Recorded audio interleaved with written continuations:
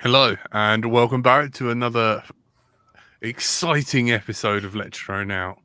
Tonight, we are joined by everyone's favourite. Oh, is that a squeaky knee or is it just the door? Curry Kitten. Hello. The man behind the moustache, Stephen. All right. Hello. And everyone's favourite YouTube to figure out problems with their Nays 32, Painless 360. Hey, hi Jack. And I'm Brighton Till I Fly. Hello, and welcome back to the show. We got no Frank, unfortunately. He's attending a family funeral. Sorry for your loss, buddy. I hope you're doing okay. He might be back to join us. So if Frank suddenly appears, we have been blessed with his company. So I have been chatting to, obviously, my buddy Painless. Every now and again, we like to check in on one of each other. Mainly Painless ringing me, as I'm asleep most of the time. No, Stephen, your dinner's ready. Yeah, I'm on a podcast right now. Just informing my other half, I have indeed fed our poor, wasting away, ever-hungry cats who have probably been trying to con a second dinner out of her.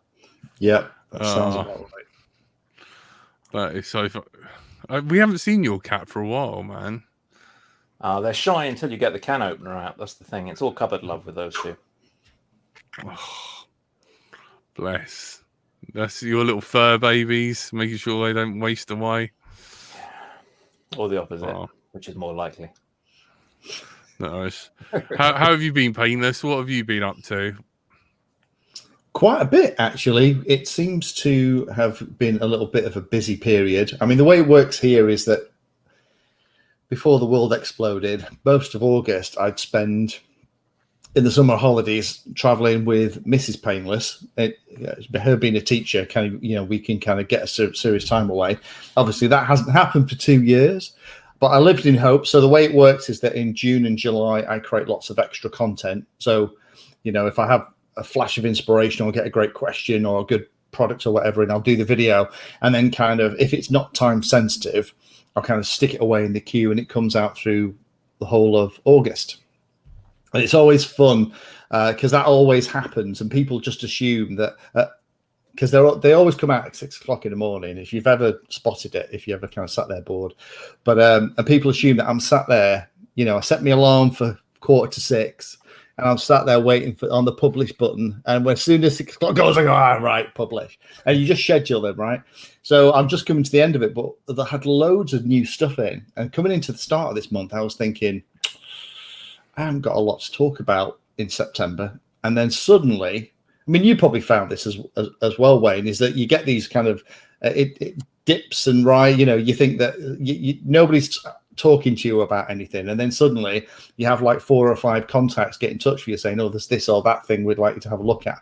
And it's been like that. It's been crazy. I mean, behind me, we're doing that thing where it's not mirror image.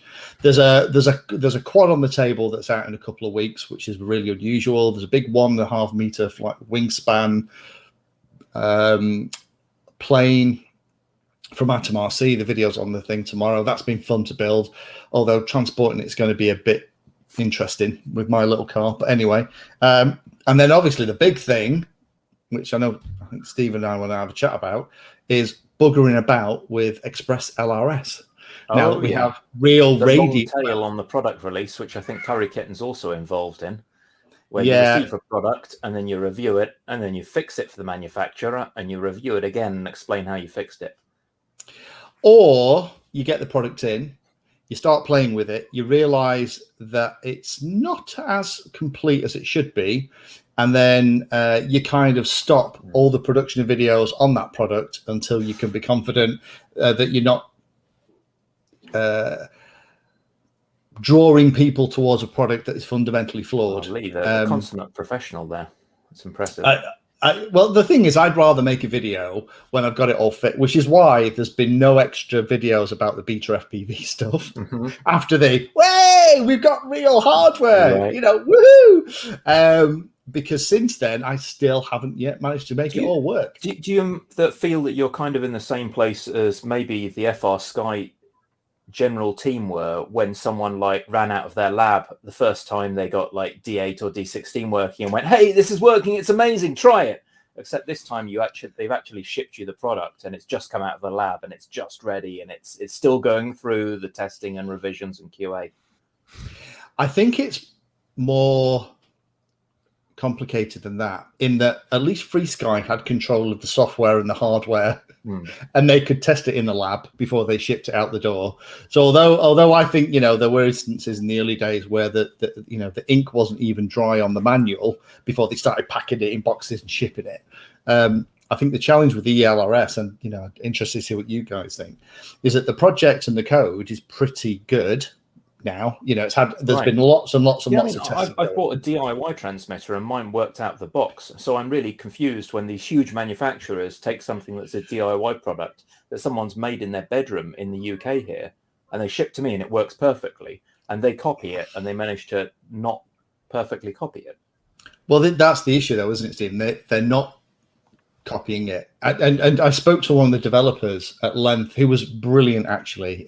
He also happens to be one of my Patreons. So when I because on my feed on the Patreon thing, I was just explaining how that particular week everything I touched turned to crap. You know, when you have one of those weeks where literally, you know, you're afraid to go to the toilet in case it comes off in your hand, right? Because literally everything you touch breaks. Try and pour milk in your cereal and you've just dropped it and there's glass. That's it. You know, you end up with a fork in your eye. It's just like, it's one of those weeks. And anyway, everything's on fire. Yeah, and the fire extinguisher you pick up it's full of, you know, gasoline. It's that kind of week. And the ELRS system was part of that, and he very kindly said, I'll jump on Skype with you and help you troubleshoot it. And God bless him, he took 2 hours out of his life that he's never getting back. And we were actually doing things like short circuiting some pins on some of the chips to ground to try and make it work. And it really got into, we started with let's try the easy stuff first. And at the end of the 2 hours, we were way past my knowledge level. And we were in the weeds. We dug up the garden and we were at bedrock. It got bedrock, yeah. And it was just, what did you get to in the end? What was the final breakthrough that you got out of that? Well, what it turned out to be is that I'm using the Beta FPV all-in-one flight controller that has the receiver actually on the flight controller itself, and you use the Betaflight pass-through.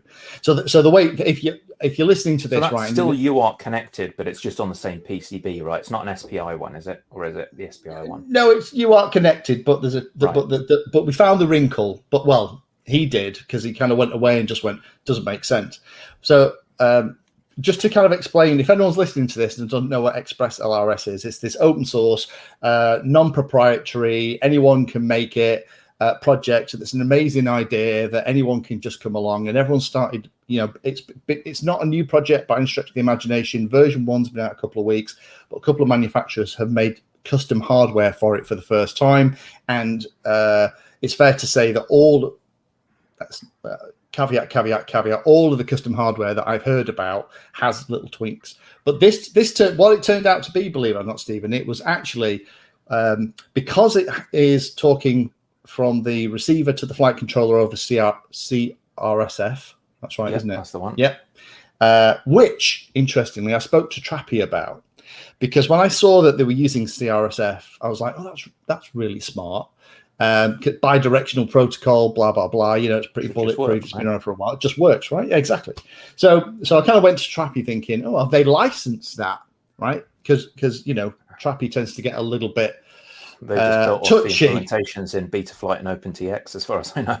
Yeah, they've just kind of they've just kind of figured it out and made it work. And speaking to Trappy, he's actually quite chilled about that and just went, yeah, they've realised that it's the logical choice. But the way it works is that when you do the Betaflight pass through to flash it and to talk to it, you basically then just use the Betaflight pass-through command to go over the UART to the receiver. But that only works if you've got telemetry turned off in Betaflight. The telemetry issue, I remember hearing about that. Yeah. So that's actually what it was. So that's how long ago. So we tried like I said, hard. You know, we actually had what do you call it, like a piece of wire, and I was kind of trying to short circuit to force the boots Like and all this probe. kind of stuff. Yeah, no, it wasn't. It was nowhere that fancy. It was what do you call the paperclip? All right, a paperclip. Right, there we are. we were getting really, I'm like clips as it is. Good old paper clips. Yeah, and it's things like that I was like, oh, come on. I expected this to be, ba-dum. But checking with them, it appears that what's been happening is that there's a hardware spec for ELRS that's been given to the hardware vendors, and it's up to the hardware vendors to check whether or not the software works. Okay. And the missing First flash done. That's it. Ship it. Yeah, and I've spoken to some of the other vendors who I trust, who I know would make a quality module that probably would be a little bit more expensive than the ones that we've already had. And everyone I spoke to has just said, I'm not touching that with a barge pole, because the people who have produced them have gone for the lowest common denominator in terms of price. The super cheapo happy model one that's in there, I've put it in a Radio Master box. That one has worked an absolute treat. The only reason it's open now is because you may have observed this is not an OpenTX radio. So I've actually been doing some debugging myself just before running down the pub prior to this. I was working with an ELRS developer on a PR because they said they'd fixed all the Lua code for non-Express LRS Lua scripts. So you can use it with TBS Agent Lite, the TBS Crossfire scripts, and you can also use it with a Crossfire implementation on Deviation TX. I saw Lurgy was using one of these when we were flying last at LDO No. So there's plenty of people out there still have these, they're not bad little radios. They're not and bad it was competent. At all. It did 101 different protocols, got your built-in multi-protocol module, and it accepts Crossfire. It doesn't do Ghost, it doesn't do all these fancy modern protocols, but it does do CRSF. And CRSF can render the menus from Express LRS. So you can plug this in and you don't need a new Lua script. It's all built into the firmware. You can't even add scripts. It's all compiled in. But because they've compiled CRSF support, the guys at Express LRS are making the V2 of Express LRS, which is due out in a short while, work with these ancient radios where Crossfire support was available. And we were trying to figure out why it had suddenly stopped working. It turned out they'd added in the module names, and they previously called it HMES24TX, nice short version. Yeah, and they'd made it more verbose. They'd made it Happy Model ES24TX, and it turned out there was a 12-character limitation on these old radios for all of the fields, and it was just refusing to render any of the menus since they increased so we had to binary search the field length, and I compiled umpteen things and set it up with a little debug UART, and 12 characters is what we came out with. So that's going to be fixed soon, I hope. It strikes me that the problem is it's like when you have a product, it should be an ongoing concern. So it's like these people are putting them together, cheapest chips. Did we get to flash that? Yeah, seems all right, go. Instead of there should be an ongoing testing phase. It's like new firmware has been released. Can we just check that on our modules? And that's your functional testing. But in software, you have a system test where you're trying to create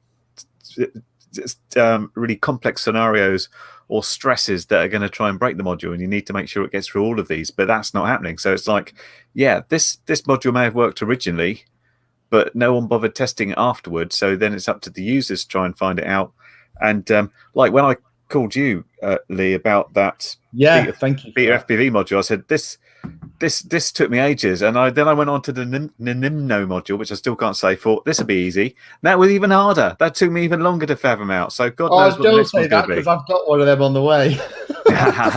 Look at the traditional companies who are making modules. You've got Immersion RC, TBS, FR Sky. These are all big houses that do that continued product support, and the people that are coming on board for the ELRS stuff, these are the type of guys that would build flight controllers, ship them, and never support them again. So for them, I think it's just a new way of working. It's brand new, and it's a bit of a shock to them.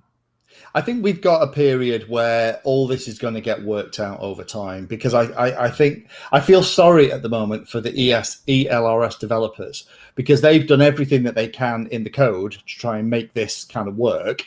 And then, the Pandora's box has been opened, and it's a lot of the hardware issues that are causing, because although, us and hopefully the people listening to the podcast, I've kind of been around in the hobby long enough to know that actually what we're talking about here is a fantastic idea and a good set of version 1 code with challenging integration with the hardware that's the custom-made hardware that's out there. And then in 6 months from now, we'll probably look back at this and we'll probably laugh at how difficult it was, because all these things are going to get worked out. Right. But it just, if you look at the comparison you use with people like Anthony in Immersion RC and Trappy at TBS, the cool thing that those guys have got is that they're in control of all parts of the ecosystem. They have the hardware, they have the software, like Wayne says. They can go in the lab, they can try and flash it, they can get the old version 1 of the module that they've still got and try and see whether that works, and then go and only release the code when it gets at the moment. Pilots, whereas a lot of these others are just factories, really. And then, you see a few videos of Happy Model flying off their building, but for the most part, these are large-scale factory operations and not driven by pilots and software developers. No, so, I think absolutely right. And you've been in. Sorry, just a quick point. You've been in the business a while ago, and one thing that instantly is called back to mind is Pascal and his reverse engineering of D8. And, can you remember back to the times when D8 was first cloned and the quality of modules you were seeing in those first multi-protocol modules? Because I think that's more of an accurate comparison, not comparing against Ghost or Tracer, but comparing against the first D8 clones, because that's basically what we're looking at here. I think it's a closer analogy. I think you're right, Steve, and I think that it's definitely more akin to what we're seeing now. It's just I just hope that the hardware, the interfaces, and the testing schedules get bottomed out a little bit more, because it's ultimately going to affect the ELRS project and people's confidence in it. Because I don't think everyone's going to. If they buy a module and it doesn't flash or it doesn't bind or it lets go halfway through a flight and crashes their model, are they going to go, oh, the hardware's let it down? The project gets tarred with the same brush, and that's the issue, because actually the project is a bloody great idea. I love the idea that I can't. Well, there's less chance of me ending up like I am now with loads of AWCST version 1 free sky stuff that I love, by the way, that's never ever touched wood, that's never ever failed on me. Started in the hobby too. Yeah, and I can't buy it anymore. And when it all, I've still got loads of X8R receivers. My Tirana still talks it. My Radio Master still talks it. I'm not going to go to V2. I'm not going to go to all the new FR Sky stuff because I'm already kind of invested. If I'm going to go to something else, actually ELRS sounds like the better way to do it, because then. Have you seen the HGLRC parts yet? Because I've seen them appear in the repo and people talking about them. That's the one vendor that I haven't seen in reviews yet. I haven't seen them in the flesh. No, HGLRC tend to be pretty good actually in terms of the quality of the stuff that I've had out of them. They don't tend to be quite as slipshod as some of the vendors that we tend to get stuff from. They're a bit more robust. I've had a few good FCs from them. But it really depends on it. Like as we just talked about, it's not how well they design the PCB and the hardware and follow the specs. Because the other thing, speaking to the devs, is that the hardware specs of the radios aren't kind of super duper 100% realized. It's a guide, so you can implement around that guide, and I think that's been part of the problem. And the other crazy thing, by the sound of it, is that the way it's set up between the project and the hardware people is that the hardware people are the guys that actually make the money, right? Because they build the modules are bought, there's a profit, being made out of those modules. You say there's not a strict spec. There is, if you look on GitHub, ExpressLOS has 2 repos. It's got one for the software and one for the hardware. So there's the STL files for all the PCBs and layout diagrams and full bill of materials with all the components. But these guys are often taking something and they're like, well, to differentiate ourselves, we need to do 1 watt, or we need a fan, or we need RGB LEDs. And so they then tack these extra things on to try and make theirs unique. And that maybe complicates things a little bit more than just producing a bog standard 250 milliwatt, probably good enough DIY module. Which actually is what we need right now, that just works, that flashes, that binds, because I was also having issues with things like when you set the passphrase. Some things would work when you set the passphrase, some things wouldn't. It's just, and I want to get some technology in here, and then when I've got it all working, then I'll make a video on what is Express LRS, how you set it up, because at the moment all I've been making videos is just just kind of gently weeping into the microphone, and I don't want to do that, because actually the project, I have a massive amount of love for the project. I think it's an amazing idea. I don't want to at the moment kind of go off half cocked, because a lot of the things that I'm finding out, the issues that I'm having, is not really related to the ELRS code. It's either they've missed a capacitor on the hardware, and Jack, or it's daft wacky stuff like the bloody telemetry's turned on in Betaflight, which means it won't work. But it's just it's frustrating, because you want to get it, and you just want to plug it in, do your update on the receiver, do your update on the TX module, plug it in, set up CRSF, put the Lua script on, and bingo, you're flying. And here I am. How many? 4 weeks later. I went for the opposite idea. So I was like, I'm having problems with this, therefore other people might. Here is the warts and all of me trying to get through it, because I figured other people would be doing the same. But yeah, sadly, that sort of thing may well put people off. Looking at some of the comments in there, there's people you can just imagine watching the screen and running in fear, waving their arms, saying, no, I'm going to stick with Crossfire, or I'm going to stick with Ghost, or whatever. Well, if you've already got Crossfire, already got Ghost, that's not pressing. I think it's really trying to appeal to the people who haven't got a pile of cash, who are still running D16 and just want to move up to something that's going to treat them better than D16, where they're not fail-safing all over the place. Yeah. Although for people with a big fleet, equipping 10 or 20 Crossfire receivers is pretty expensive, and it would be nice to have a cheaper alternative. So I get that point of view, but at the moment, it still can be quite tricky. It seems to me that the people that went with Happy Model have had better experiences, because it's generally worked out of the box. I would hope, as you said, Lee, HDLRC tend to be pretty good at what they produce. So fingers crossed for those guys, because if it works, it's pretty easy. But I just haven't had the experience of it all working yet, at least on the modules. The receiver stuff's always been pretty good. It's like, get receiver, plug it in, wait 20 seconds, the flicky light comes on, I join the Wi-Fi, I plump my firmware over, and it's all good. I don't have to bind anymore. That's awesome. Yeah, I'm with you at the moment. I haven't yet had everything working. The thing is, going back to your point, it's great making I think there's an awful lot of stuff in the forums and videos around showing the problems. I don't think I can add anything to that with another video about it, because that content is out there. I'd love to make a video saying this is how you do it, and these are the pitfalls. The problem is, a video showing head tracker integration, because they just introduced the 6 or 7-bit channels for head trackers. Yeah, I mean, I think I'd love to do a video that just talks about the fact that until recently it was only the 4 full resolution channels, and then arming was on channel 5, and then explain what it is. But it's like, I don't really want to do that, because right now, if people then rush out and go and buy a piece of hardware and they have the same experience as I had, then I'll get a crappy message saying, I've just wasted 80 quid that I'm never getting back. But I just want this to work.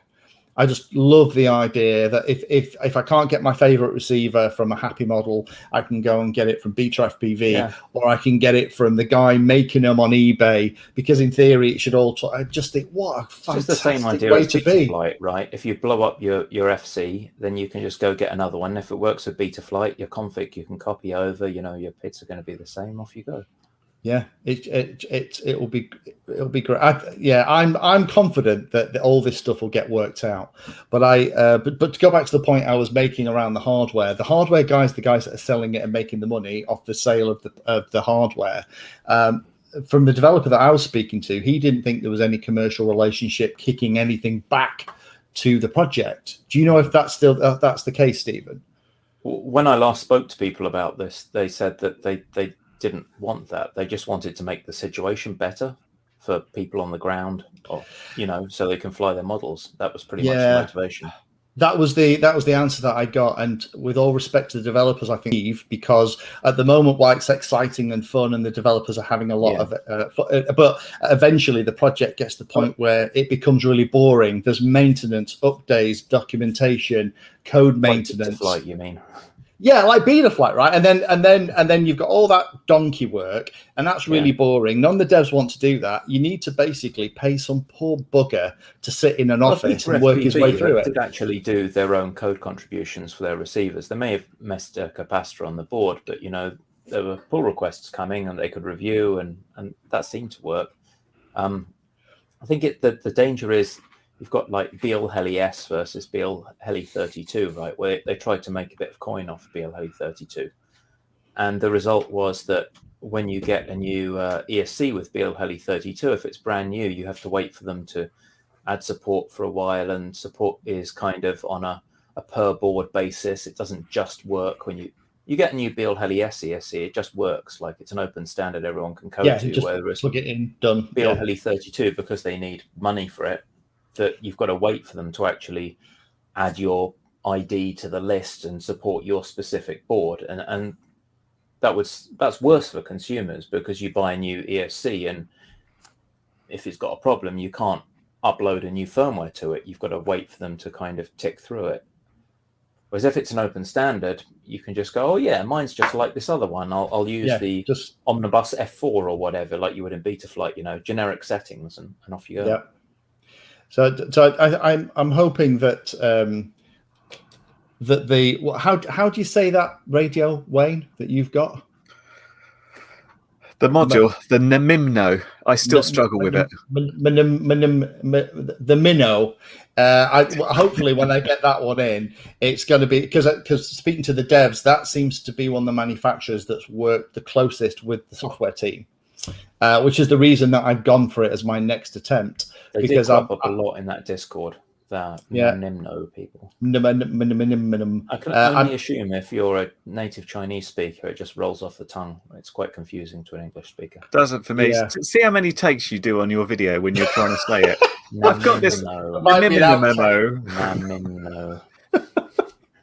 I think we'll just do an outtake thing at the end of all the different attempts, or I'll just call it, Dave or something. But Voyager and Flash, aren't they? Yeah. The fact they've been talking to the software guys it makes me feel that there's been an a continued attempt to try and make this as seamless as possible, and that can only be a good thing, right? So we'll see. It's encouraging. They really need to include some documentation, the Nemimno people, because they included absolutely nothing. And until I talked to the Discord devs, I didn't even understand how the Wi-Fi module worked. I just assumed it did the thing that everything else did, which was create a Wi-Fi point, not like, oh yeah, you have to go into it and log it into your home network, and then you can just join in and put it over that way. It's completely different. But if they don't write anything down, then it makes it quite hard for the consumer to figure it out. Well, something I did spot, having just flashed this Happy model to master, is the BLE joystick is now in master and enabled via the menus. So if you're playing a sim and you have one of these in here with the ESP32 module, that can work as a Bluetooth joystick now. So you can just hit an item in your Crossfire menu and turn on Bluetooth mode, and it appears as a joystick, and you pair it with your PC and play Sims. You don't need one of those don't need to plug in a flight controller to USB or get one of these XSR SIM dongles from FR Sky or things like that. It's all built into the radio. You see, that's the kind of stuff we want. That's really cool. Yeah. It's getting us one step away from all this proprietary craziness that we've had, with some of the protocols, and then there's all the fighting on the flight line about whose protocol is better, and then everyone hates on the Spectrum guys, and then you get to the point where then most of those protocols are retired anyway.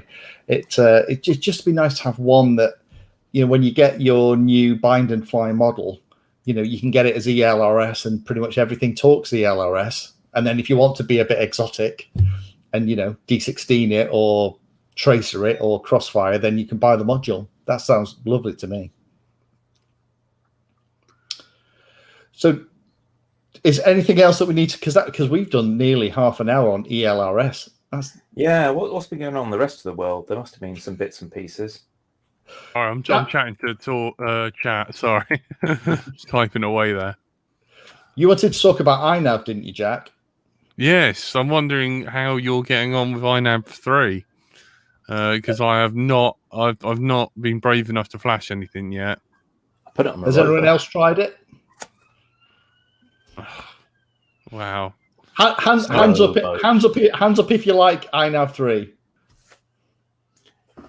Wayne's not. I haven't got much of a comparison. I used it on my great big horrible F450 quad, and it came home and it position held, but it did do this a lot. But that's a different thing. But yeah, I really haven't used iNav much in the past to see any great difference between them, from my point of view. I think a lot of the new stuff is predominantly around things like fixed wing. I think it was. I mean, there's a massive amount of changes in iNav 3, but as a fixed wing pilot, iNav 3.0 is so much easier than all the buggering about you had to do with iNav 2.61. A lot of it is around how things like leveling and auto tune works. So the way it used to be is that that a fixed wing model actually flies slightly nose up. Typically, doesn't like angle of incidence to maintain the altitude, the altitude at cruise speed, and normally the board is flat, so usually the nose is up 4 or 5 degrees. So you had to guess that, and you had to put the offset in iNav, and then fly it, and then cruise around in a self-level mode if you want to do, and then see if it was sinking or rising, and then you go back and then you change it again, and then you fly it again. Yeah. So there was that thing, and now you can. There's a new feature that I actually asked for. I put claim to fame, is where when you're flying in an auto level mode, it kind of figures out where the controls need to be and goes, "Oh right, okay, got it." So when you click into manual, i.e. turn all the help off with iNav, the controls are all trimmed automatically for you. Now that's not new, because Ardu Plane has had that for donkey's years, which is why I asked for it in iNav. And the other thing it does as well, you've got this a flight mode called auto level. You can guess what it does. Right. And the idea is that you fly in a stabilized mode and you turn on auto level, and then it figures out what that offset, the board offset, needs to be in order to maintain the altitude, and then kind of sets that. So that manual mode, is it strictly manual, or is it a heading hold acro type of mode? No, all it's doing is basically setting the servo position so that when you go into manual mode, it's set to maintain straight and level flight. So the trimming on the radio that you'd normally do, and then you kind of come back and you kind of take that out. It kind of sets that all for you. There was an old mode called servo auto trim that you had to manually do it. So you would fly straight and level for 2 seconds with servo auto trim on, and then you turn it off, and that would figure it out and set it as at the mean of what the controls had been that you were holding them at.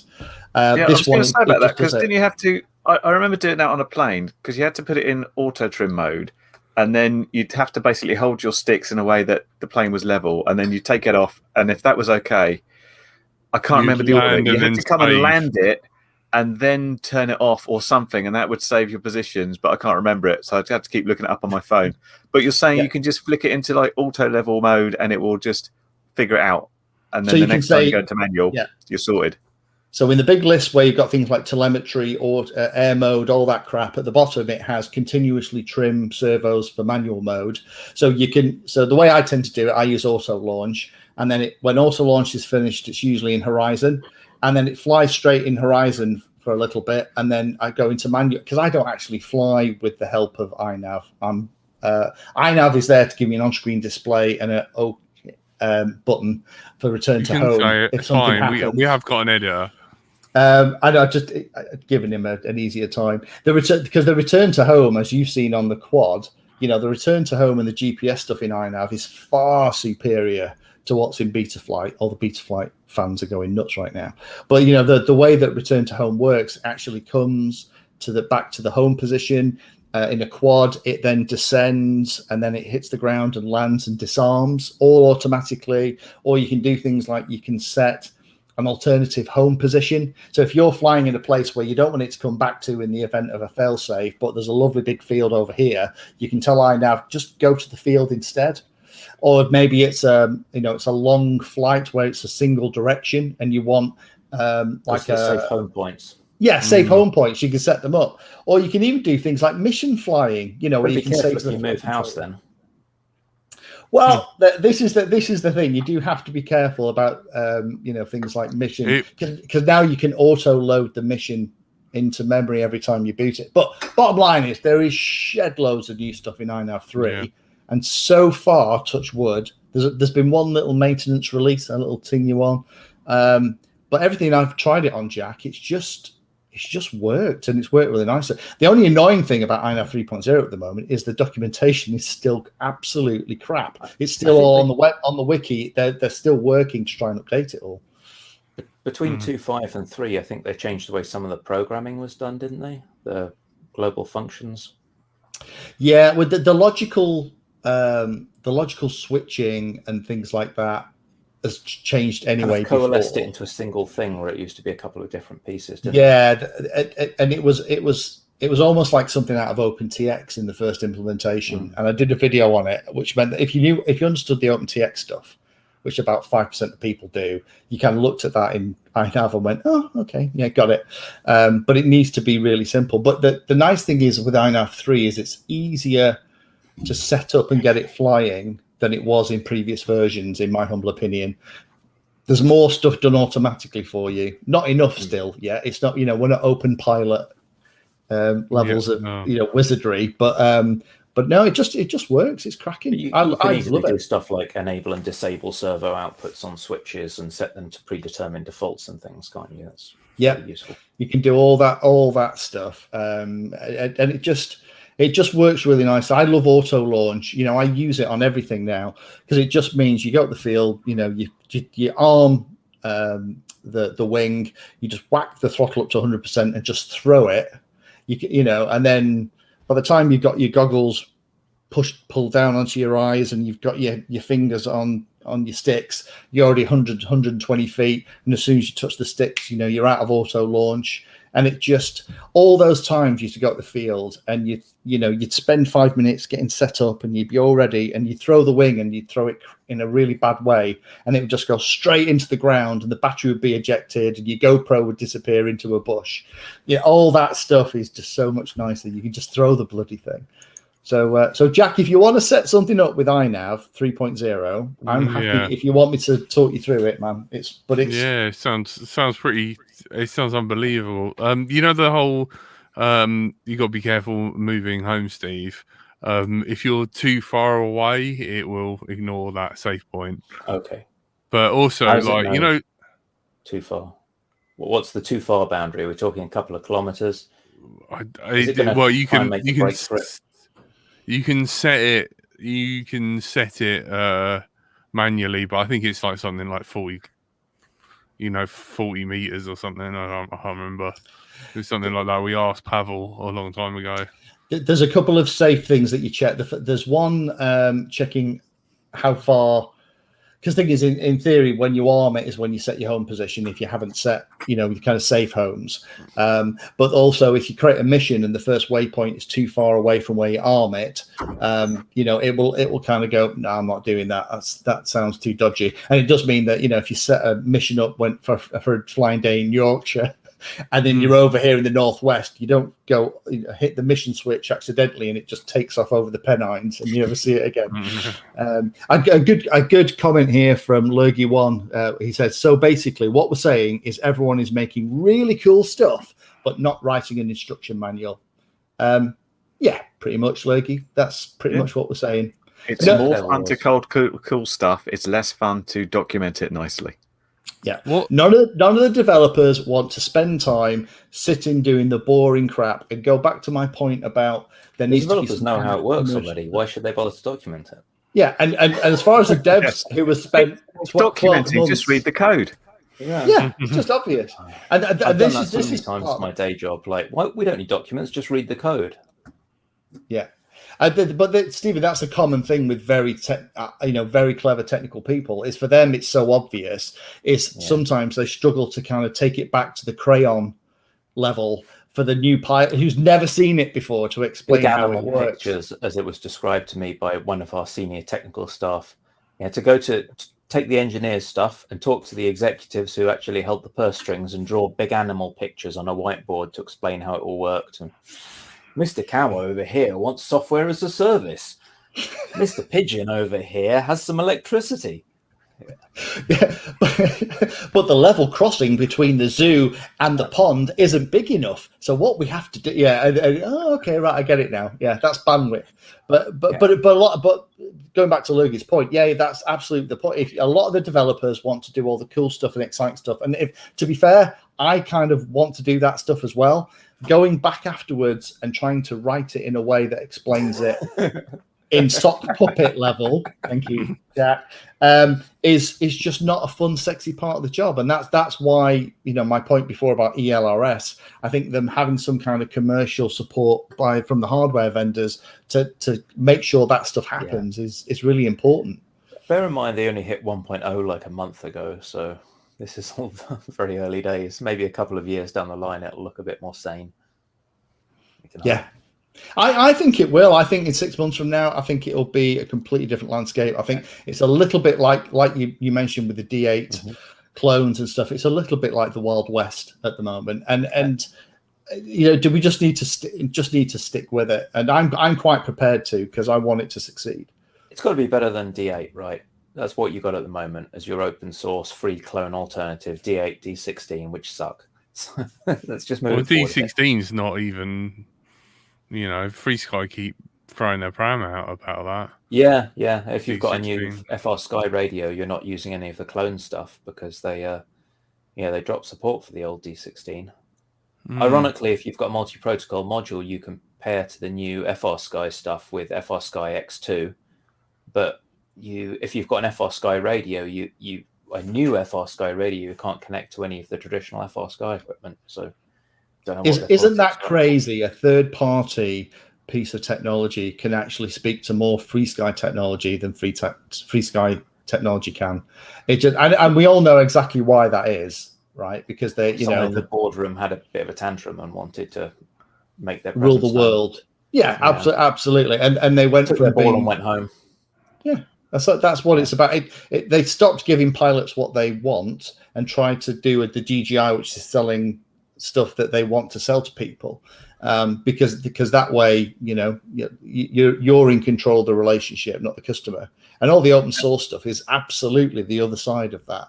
And I think the result of that, though, is they open the door for the likes of Radio Master and Jumper, because there's one thing I don't hear about people buying at the moment is FreeSky radios. That's just they're excited about the new TBS Mambo, but they're not crying over the new FR Sky EthOS radio, are they? Maybe that EthOS is targeted more to the really rich fixed wing guys who'll dump 500 quid on a radio and not care about it. But I don't see any quad pilots looking at that new EthOS stuff.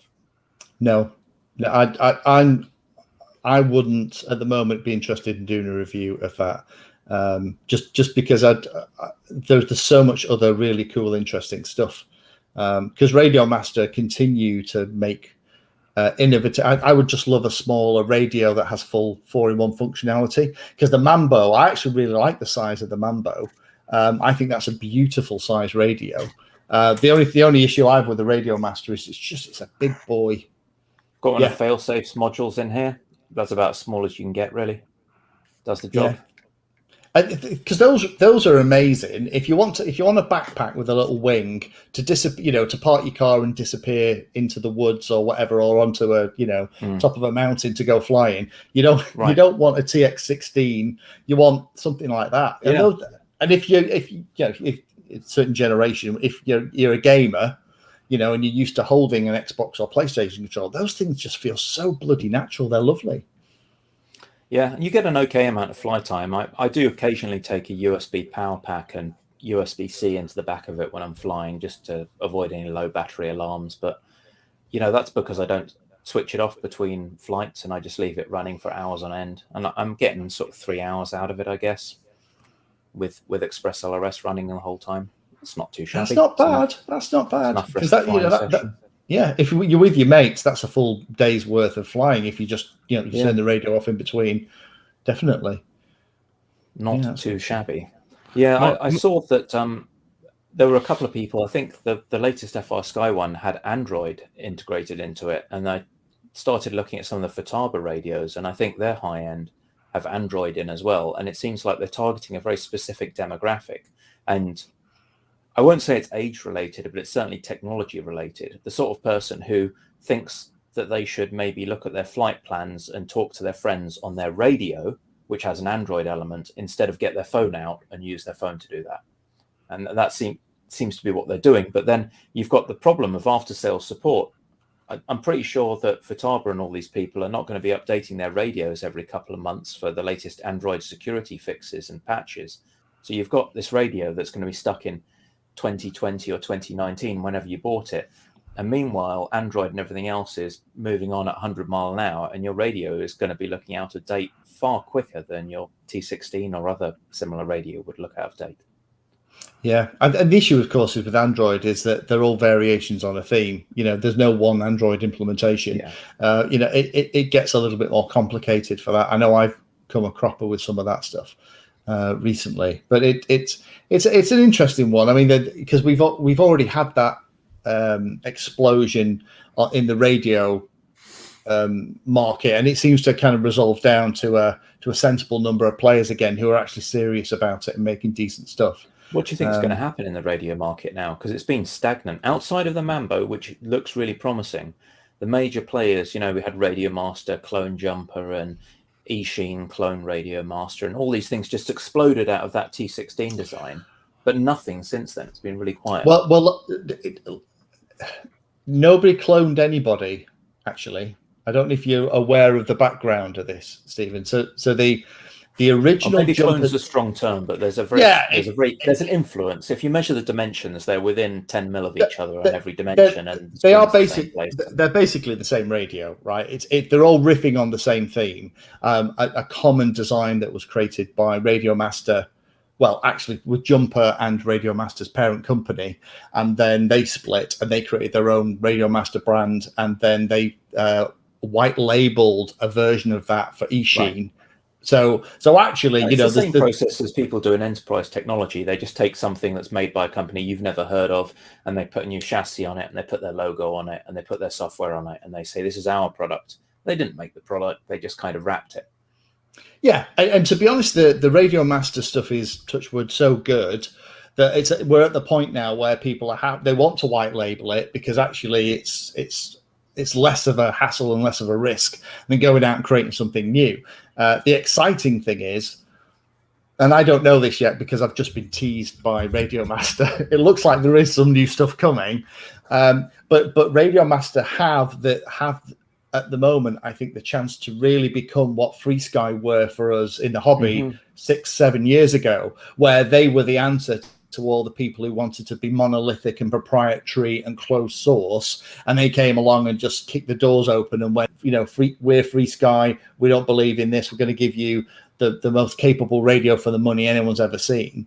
I think it, we need someone else to do that, and hopefully Radio Master will do it. They've got the technology, they've got the know-how. The only thing that I've got a question mark about, and I'm interested in your guys' thoughts, is the whole OpenTX EdgeTX thing, which it's a big part of what a lot of people are looking at for these radios. Around that, are you interested in? I'm not interested in any part of EdgeTX, but that's kind of why my you're not point. Interested in EdgeTX? Because I want. Well, let's turn it around. Why are you interested in SGX? Yeah, because I wanted to run 500 hertz, which OpenTX said they weren't interested in supporting. Right. I wanted to get new mixer sync updates, which OpenTX weren't going to release soon, and I hope to buy a color radio in the future and get touchscreen support, which OpenTX. Why do you want touchscreen and a color screen when you're wearing goggles? Just to be able to jump around my models. I mean, okay, so fair enough. I don't actually own a color screen radio right now. I've got some black and white ones, and they're doing me just fine. But I thought it might be nice when we get to a level of software sophistication that can actually make use of the color screens. It'd be nice And I think that goes hand in hand. When you get these better radios, they enable better software, and it opens up the horizons for what you can achieve in the software. And OpenTX is working very well for fixed wing pilots that want a stable and dependable radio base, but I think EdgeTX is there for people who want to try some cutting edge features. Doesn't mean the cutting edge is necessarily better. It might be a lot less reliable, but they want to try it out and see what it's like. Experiment a little bit, try something new. The reason that I'm not excited about the whole EdgeTX thing is kind of going back to Jack's point. I have a lot of the radios with a color screen, and to be blunt, the only thing I use the screen for is to change the model memory when I'm binding, and then once I'm flying, I've got the goggles on. So the whole idea of touch, although it was kind of an exciting thing in the early days, I'm kind of, you know what, I'd rather have some of the other features that you're talking about, Stephen, than, touch is not. Those things are interesting, but actually for me, what I'm more excited about, or I would get more emotional about, is making OpenTX and those radios easier to use, so they're more accessible for newer pilots, right? Because the reason I have like 300 videos on OpenTX and Taranis and stuff is because it is incredibly complicated. Now, for us who have been using it for a long time, you kind of, I need to increase my expo, or I'll add another switch for the beeper. It's a 2-second job. Well, 20 seconds maybe. But it's not, is it? And that's one thing I get at with EdgeTX as well. So I came from a world using this little yellow meanie here. And when I plug this into USB, I don't have a configurator app. Yep. It appears as a USB drive. And I go into it, and there's a directory called models. And I have model1.ini, model 2, model 3, model 4, blah, blah, blah, blah, right? And each of those ini files is just a plain text file. So I can go in there and I can edit it, and I can say I want this switch to do that. And if I want the switch to be configured the same as another model, I can look how the other model's configured, select it, copy it, and paste it. I don't have to fanny around, click, click, click, click, click, click, click, click, click, click, click, and watch Lee's video to do it. I could just copy and paste it. And that is what EdgeTX is trying to do. They're trying to move the configuration files, because right now, if you save models in OpenTX, it actually takes a snapshot of the RAM and it serializes it and sends it to disk, which is a terrible way of saving everything. It's awful, because when you snapshot the RAM, it doesn't make it easy for a user to edit. You need a dedicated application companion. Yep. And it's very, very brittle, because there's no kind of configuration checking. You've got to understand all of the paths that go through the code and make sure that memory contents would work in the code. Yeah. So it's kind of the worst of both worlds. And with EdgeTX, they're talking about moving away from that memory dump format to a YAML format. And YAML ain't a markup language, is a standard sort of the most human readable way of storing config files is generally agreed. Like you've got XML and JSON, which chuck loads of brackets and quotes and everything. And then you've got YAML, which is basically just text with some colons and white space. It confuses me that people would be editing off radio. It seems to me that when you get a radio, it's best to learn how to do things on the radio. And with most of the things, you're saying, I've set up my model first time, which depending on your experience level might be a bit of a ball ache. But then when you set up your next model, you're basically saying, copy that model to this, and then maybe change a bit around. Maybe it's just me, I don't really understand. And I think for the basic user, the idea of like you connect up to USB, you go to the text file and you do this and this is much more scary and in-depth than saying, press these buttons and copy that model, and if you want to change switches around, this is how you do it. I don't understand that the case of like taking it offline and editing in a different way. I discovered how I could reuse the trims on this radio and make them into switches, and I wanted to go and do that for all of my models, and so I could just paste the same section into every model's file instead of edit, or create a brand new model for each one. I see. I get where you're coming from, because I would love manufacturers to be able to ship model memories and radio setups as part of it. Whether it's a helicopter, a quad, whatever, and it was easy to put it on the radio. Today I actually had a situation with my Taranis, which is behind me. Whoops, see, not the right way around again. And I built the plane, and the way I build the planes is that I figure out what the middle channels need to be using a servo checker and write the numbers down, 1450, for the middle channel for the aileron, whatever, and then I program that all on the radio. And when I plug it all in, it's all absolutely spot on. It's just the way I've always done it.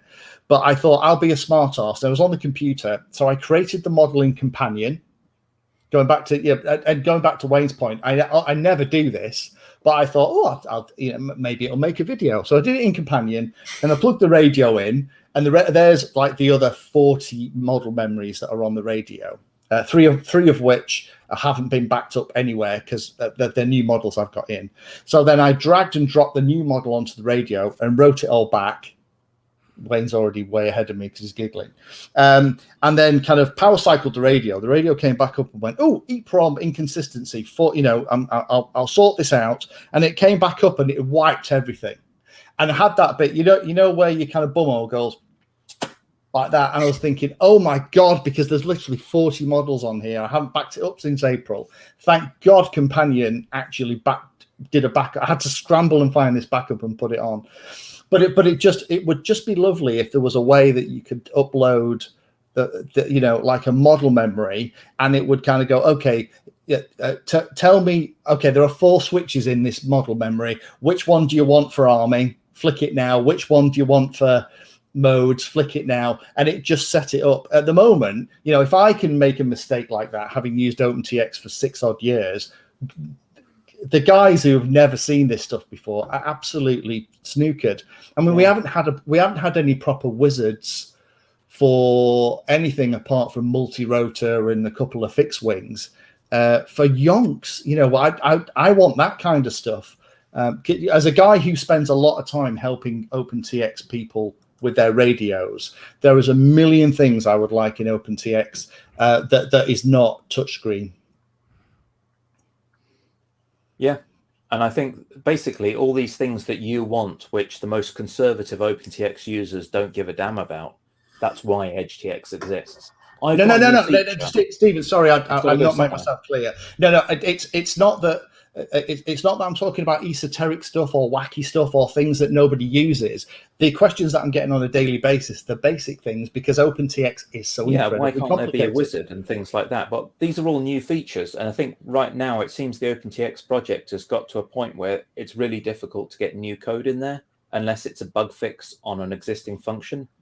Like when the ELRS guys said, well, we'd like 500 hertz, they said, oh, well, we designed for 250 hertz rate. And that was it. I was just like, well, can we add 500? No, we're designing for 250 hertz. Oh, okay. Yeah. 250 hertz isn't broken. We're not going to fix it, was basically. I mean, it reminds me of the back in the days when we had Clean Flight and Beta Flight. Do you remember those? Yeah, exactly. And it kind of feels like the same kind of situation where the new version might become the default standard. But yet sometimes these things become self-fulfilling prophecies, because if going back to the whole thing about developers, if you had some time and you wanted to work on something, do you go to the project that's exciting and sexy and enables you to do those things and play, or do you go to the project that's a little bit more less exciting and more restrictive? It's kind of human nature. You're always going to go to the sexier one. So but that means that the one that's a bit more restrictive and a bit more doesn't get some of the love. And I'm not sure that OpenTX, I'm not think I'm quite ready for OpenTX to be abandoned in that way in favor of another version and where all the sexy stuff happens. I think I was talking to Curry, or it might have been someone else, and people who have OpenTX, they're like, oh, I'm running OpenTX 2.2. Will that feature work? And I'm like, wow. That means, you haven't upgraded that radio in quite a few years. And I think lots of OpenTX people are absolutely fine with that. They just want something to work. Yeah. And my question was, is OpenTX still heavily funded by Free Sky? And is there because you were talking, Lee, earlier about perhaps ELRS should get funded in some way to do that. But I've always felt there's been a bit of a, I don't know if it's like being pulled in two different directions, but it felt like Free Sky did control OpenTX, at least in some ways, for some time. And that's why we had Freedom TX, right? Well, that is yet another fork for TBS, yeah. Well, interestingly, if you look at what Trappy is backing OpenTX. Yep. He's not backing EdgeTX, he's backing OpenTX. So not everybody has gone with a big shiny ship. I don't think it comes with one or the other. Like OpenTX is just where if you want to put in some experimental features, put them in there. And TBS are not selling experimental features. TBS are supporting a range of products that have been out for years. So nothing about TBS is experimental. It's going in as just standard updates to the routine OpenTX code base. It's just a new target, essentially. It's a new radio support, isn't it? That's what they're after for their Mambo and the Tango 2.